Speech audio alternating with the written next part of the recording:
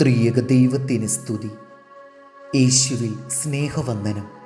ഇന്ന് വലിയ നോമ്പിൻ്റെ 24-ാം ദിനം. വിദൂരങ്ങളിൽ നിന്ന് എഴുത്തുമായി വരുന്ന പോസ്റ്റ്മാന് എന്തെങ്കിലും പ്രസക്തിയുണ്ടോ? ആ ലെറ്റർ പൊതിഞ്ഞിരിക്കുന്ന കവറിന് എന്തെങ്കിലും മഹത്വമുണ്ടോ? ഇല്ല പ്രിയരെ. എന്നാലോ അതിനകത്തിരിക്കുന്ന വിലപ്പെട്ട എഴുത്തിനാണ് പ്രാധാന്യം. എന്നതുപോലെ ദൈവത്തിൻ്റെ നാവായിട്ട് നമ്മെ ഉപയോഗിക്കുവാൻ ദൈവം ആഗ്രഹിക്കുമ്പോൾ ദൈവകരങ്ങളിൽ നമ്മെ സമർപ്പിച്ചു കൊടുക്കുവാൻ തയ്യാറാകണം. കഴിവുകളില്ലെന്ന് പറഞ്ഞ്, പ്രാപ്തിയില്ലെന്ന് പറഞ്ഞ്, വിദ്യാഭ്യാസമില്ലെന്ന് പറഞ്ഞ് മനഃപൂർവ്വം ഒഴിഞ്ഞു നിൽക്കുന്നവരുണ്ടെങ്കിൽ അവരോടാണ് കർത്താവിന് ഈ സന്ദേശം അറിയിക്കുവാനുള്ളത്. നമ്മുടെ കഴിവോ പ്രാപ്തിയോ അല്ല, ദൈവത്തിൻ്റെ കൃപയാണ് നമ്മിൽ ചലിക്കുന്നത് എന്നുള്ള ഉത്തമ ബോധ്യം നമ്മിലുണ്ടാകണം. യിരെമ്യാവിനെ തൻ്റെ ജീവിതത്തിൻ്റെ തുടക്കത്തിൽ തന്നെ കർത്താവ് ഉപയോഗിക്കുവാൻ ആഗ്രഹിക്കുമ്പോൾ അവൻ പറയുന്നു, ഞാൻ ബാലനാണ്.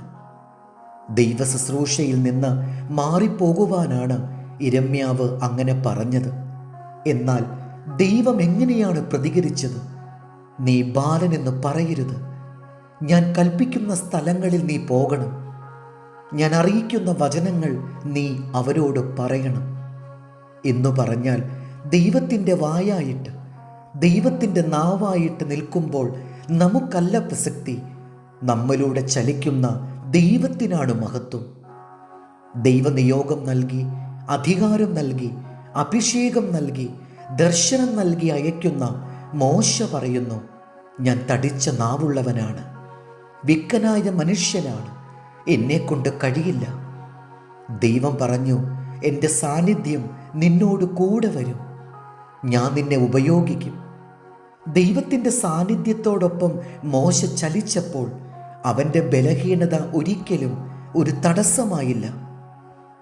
ഗിദെയോൻ പറയുന്നു, മനശ്ശെ ഗോത്രത്തിൽ എൻ്റെ കുലം വലിയതാണ്, എന്നാൽ എൻ്റെ കുടുംബത്തിൽ ഞാൻ ചെറിയവനാണ്. ദൈവം പറഞ്ഞു, ഞാൻ നിന്നോട് കൂടെയിരിക്കും, നീ ബലത്തോടെ പോവുക. ദൈവം നമ്മിൽ നിന്ന് ആഗ്രഹിക്കുന്നത് സമർപ്പണമാണ്. എന്നെക്കൊണ്ട് കഴിയില്ലെന്ന് നാം പറയരുത്. കുടുംബത്തിൽ, സമൂഹത്തിൽ, ആത്മീയ ലോകത്തിൽ കർത്താവ് നിന്നിലൂടെ ചിലത് പ്രവർത്തിക്കുവാൻ ആഗ്രഹിക്കുന്നു.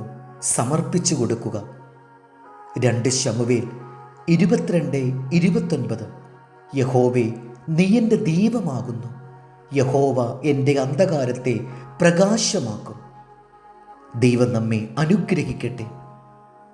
കർത്താവിൽ എളിയ ശുശ്രൂഷകൻ ഈരാളിലച്ചൻ.